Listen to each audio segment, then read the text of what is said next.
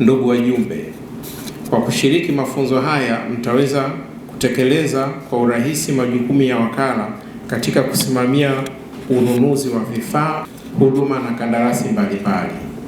Hivyo ni imani yangu kwamba kumalizika kwa mafunzo haya itakuwa chachu ya utekelezaji wa majukumu ya wakala kwa ufanisi na kuondoa mapungufu yaliyojitokeza huko nyuma ili kuweza kuendana na kasi ya mabadiliko ya serikali ya awamu ya 6 chini ya uongozi ushupavu wa Mheshimiwa Dr. Samia Suluhu Hassan, Rais wa Jamhuri ya Muungano wa Tanzania.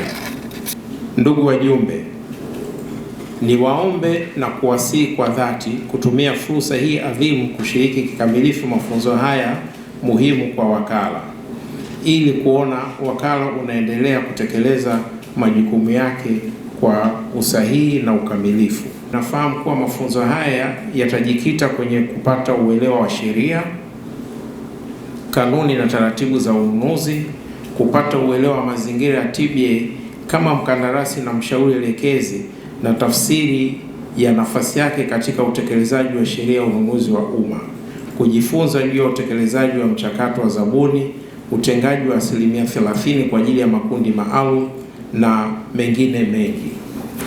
Hivyo nawasihi mjitoe kwa bidii kuhakikisha kuwa mafunzo haya mtakayopata hapa yanaleta tija kwa wakala.